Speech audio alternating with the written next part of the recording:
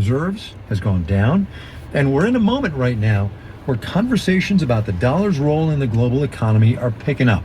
Some countries, Russia and China among them, have payment systems that avoid U.S. dollars. There are reports that ships have gotten through the Strait of Hormuz by paying fees to the Iranians in Chinese renminbi. So imagine with me for just a second what a world without U.S. dollar dominance might be like.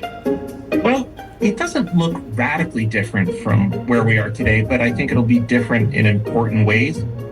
The global economy looks like more chaotic. But it's not as if the world would suddenly come to an end. Well, that's good. That was Maury Obstfeld. He's a senior fellow at the Peterson Institute for International Economics.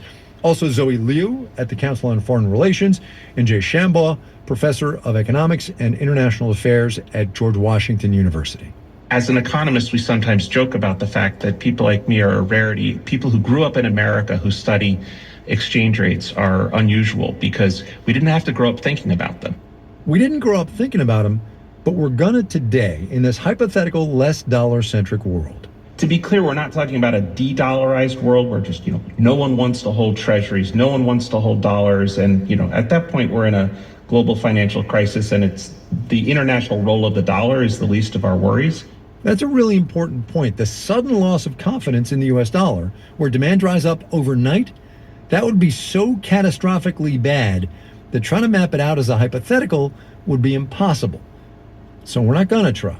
What we are going to do is imagine a scenario where the dollar just doesn't have the dominant international position that it does right now. Maury Obstfeld. In any world we can think of in the medium term, the erosion of the dollar status would be gradual. Unless what the government does speeds things up. Those include, pressuring the Fed to lower interest rates, running very, very large federal budget deficits, the U.S. behaving in a way that is not cooperative and, predatory to other nations, which makes them want to insulate themselves from the levers of power that the dollar endows the U.S. with. I hear what you're saying on the whole gradual thing, but you, of course, know that saying, and I forget the attribution. Things happen very slowly and then all at once. I mean, those three things you just rattled off are happening in real time right now. Mm-hmm. Yeah, I mean, one of the big factors, I would argue the biggest factor that supports the dollar are what economists call network externalities. I use the dollar because everyone else uses the dollar. An analogy that's useful here is thinking of the dollar as kind of like the English language. I don't need to speak Swahili, and people who speak Swahili doesn't need to speak Japanese or Chinese. We can all speak English in order to communicate. In other words, if you want to exchange Argentine pesos for Turkish lira, you'll probably turn the pesos into dollars and the dollars into lira. Right now, Argentine banks don't have to hold Turkish lira to do business with Turkish companies. They all just trade in dollars, which makes things more efficient for everybody. Now, you take dollars out of that equation? There's an efficiency loss there on an ongoing basis. But it's actually a cost on the entire world, because the entire world benefits from having the dollar as a global currency. I'm going to say that again. The entire world benefits from having the dollar as the global currency. The first big difference of our hypothetical less dollarized world is a less efficient system with more currency risk for businesses and the expense of more currency transactions. Effectively like having a small tax, very small tax on all transactions. The second big difference?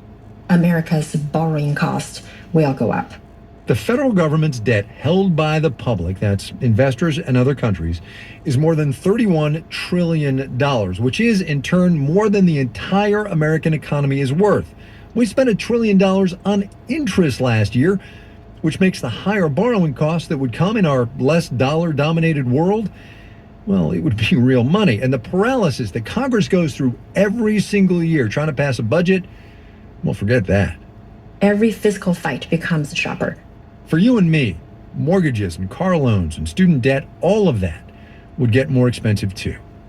So American consumers have a tougher time. American businesses have a tougher time. Congress has a tougher time. Who wins out of this? Who gains globally out of the dollar out of de-dollarization? I'd say there is no true absolute winner in a de-dollarized world. Although the U.S. government absolutely loses its power to sanction foreign entities.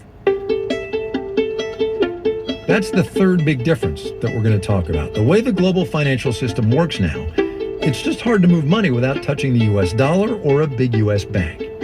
And that means that when the United States chooses to, it has the ability to impose sanctions that cut people off from global finance.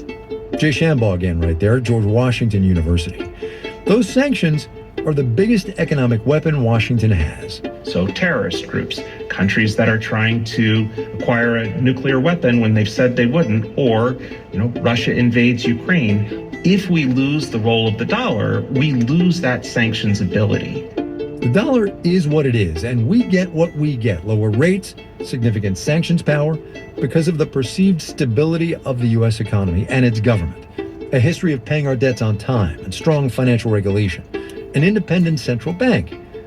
But what's that thing people say about great power and it coming with great responsibility? If people see us as irresponsible with our power, it makes it just much more likely that they will find ways to move money that don't touch the dollar. The dollar, again, makes the global economy more efficient for everybody. But that doesn't mean there aren't ways around it.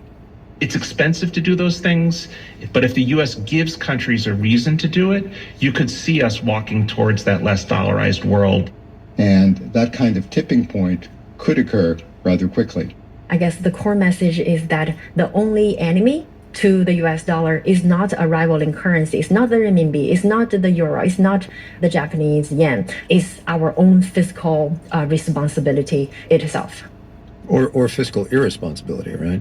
Right. Irresponsibility from that point of view. This hypothetical that we've been talking about is still a hypothetical. The US dollar is so essential to the global economy that it's not going to be replaced soon. But the institutions of this economy, of which the dollar is one, depend on the institutions of this democracy.